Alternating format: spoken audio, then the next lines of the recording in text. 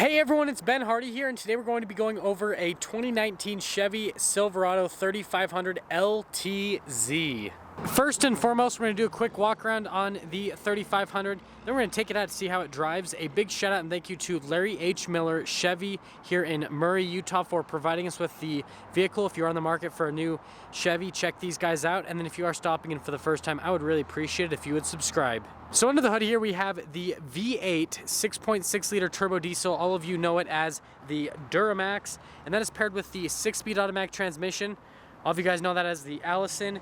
In terms of power outputs, you're good for 445 horsepower and 910 pound-feet of torque. So let's first start top of the hood. So we've got this little vent here finished in chrome, looks pretty cool. And then we've got the whole light assembly here. So we've got projector bulbs, and then you can see the turn signal is just there right on the side. Fog lamps are just down below. Got little Z71 badging, and then this one has the body painted bumper group. You do get parking sensors in the front. They're kind of integrated in the bumper there. Chevy bow tie, but they kind of add a couple chrome accents. That's Chevy's thing, but then you do get most of it as blacked out. Now around the side here, we have two 65mm tires in the front and in the rear on 18-inch rims, chrome. They've got little Chevy logo in the front, and then since this is a Z71 package, the tires are a little bit more aggressive than normal, but nothing crazy. Out back here, we've got the key fob for the trucks. You've got simple functions, your lock and unlock. If we lock it and then hold that button down, that'll do the remote start function on it. You'll hear the 6.6 liter come to life.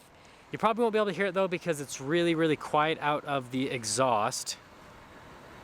Now if we come back here, we can open up the tailgate for the rear. Note that it is slow lowering down. This has a full spray-in bed liner from the factory.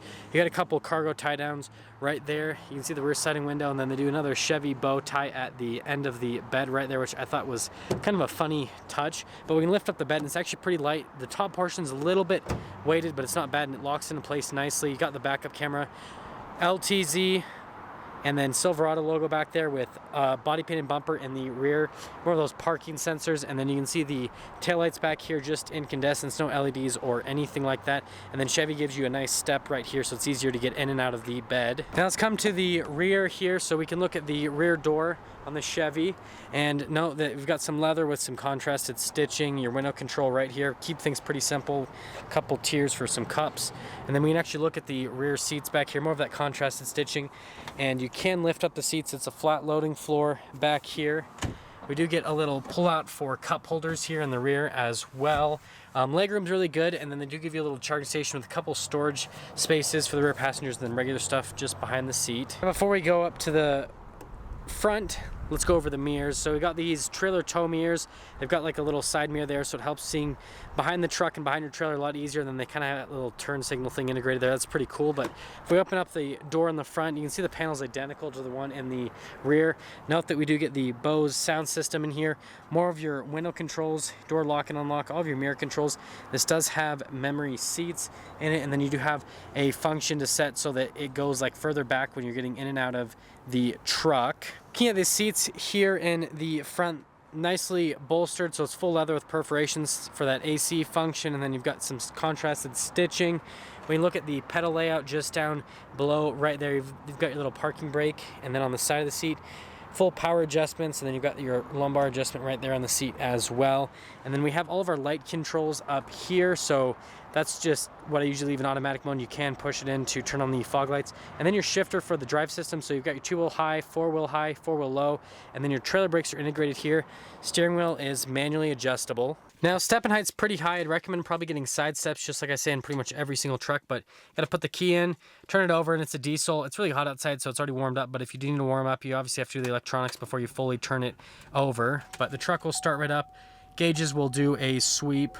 So we've got all of our controls on the steering wheel here. So these are for that little center screen. We'll go over that later, but your Bluetooth voice command controls are right over there. Heated steering wheel controls on the other side with your cruise control. And then there are rocker panels on the back of the steering wheel to control the radio and volume.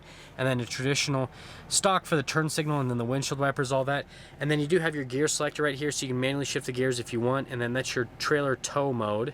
Now looking at the gauge cluster here, we've got our RPMs over on the left-hand side and the right-hand side. You got a speedo, and then you've got a bunch of different gauges. So like battery voltage, engine temperature, fuel gauge, and then you've got your oil temperature as well. And then we can look at that little center screen that I showed you earlier. So you can kind of scroll through that. It gives you bits of information on the vehicle. So here's all the different menus that you can actually scroll through. So it gives you pretty much any bit of information that you want to see on the Chevy. Now we've got a pretty standard setup here with the infotainment system. It does come with navigation, and then also gives you like a weather app right there. Really responsive touch time, really easy to use. This is where you can do your calling, texting, Bluetooth, everything through here. And then if we put it into reverse, you can see that a backup camera will pop up, trajectory lines as well. Really good camera quality, but other than that, the infotainment system is just pretty straightforward and easy to use. Analog controls just down below, and then we have all of our climate controls in this area. And then here is where our exhaust brake is, your hill descent control. That's turn on and off your parking sensors, your cargo light in the back, stability control, and then it does have power adjustable pedals. And then you note that you got your ventilated seats over here. I'm gonna turn those on, and then you have your heated seats for the bottom and the back, or just the back. Tons of charging stations down in this area, and then we've got a little center console. So we've got our cup holders over here, so more storage there. And then you get wireless charging on the top of this, and then you can open this up, and it's massive, tons of storage space. You can put a bunch of things here, and they give you kind of little slitted cubby thing, and then more charging stations. While we're talking about storage, we can see the dual glove box over here, so more storage there. The thing you'll notice about trucks, and you actually can lock it if you want, is there is storage space literally everywhere in trucks.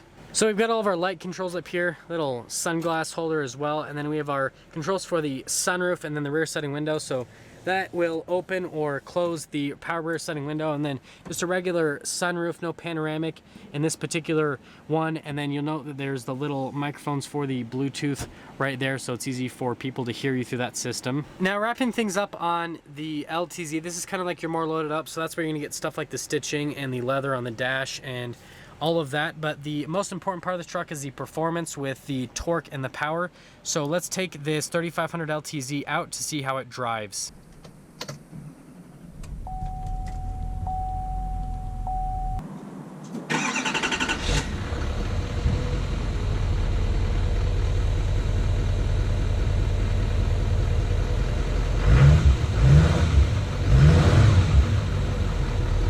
So this is kind of like almost a fully loaded bad boy. Obviously the high country would be above this truck package wise. Now I care less about the interior package and more about the motor and transmission. The Duramax and the Allison are famous for their towing capability and then also reliability in the long term. Oh, turning here, turning radius is actually really good. It's really easy to turn the truck, just pretty easy to handle overall.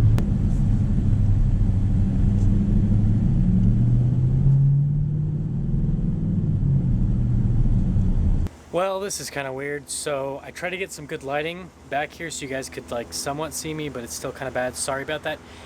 The audio and the video kind of broke on the GoPro, so I included it at that first part with the drive portion, the audio that did survive.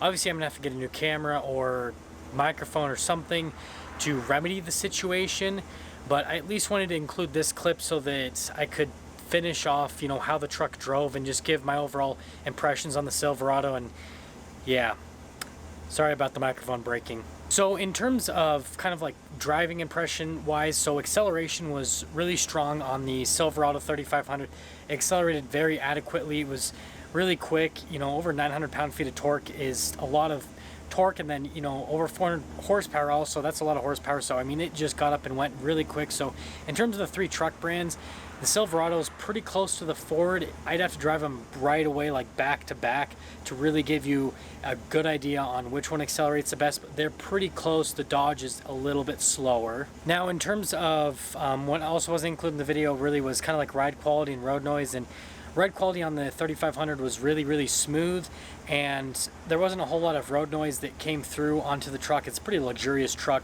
overall, and so from like a day-to-day basis, it was really good. And for a 1-ton truck, I would say it's definitely one of the smoother ones in the segment. The Ram is definitely the roughest, so on that side of things, ride quality wise, really solid offering if that's something that's important to you.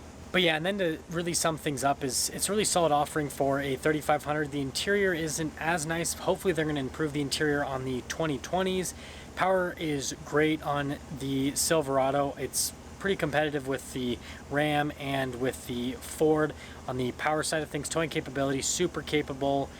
Payload, everything, all that's good. The only thing I didn't like was the DEF tank, just kind of in a weird place. I hope they fix that in the new trucks. I imagine they will, but overall it's a pretty solid offering, and so you always have to check out all of the 3 main American brands. So if you're on the market for a diesel 3500, check out the Ram, check out the Chevy, and check out the Dodge. And I mean, they're all worth a look. And again, sorry about the audio issues. Hopefully we're gonna get that fixed. Well, obviously we're gonna get that fixed so that I don't have to sit here at 11 o'clock at night in my truck bed filming the end of the video. There we have it, everyone. The 2019 Chevy 3500 LTZ.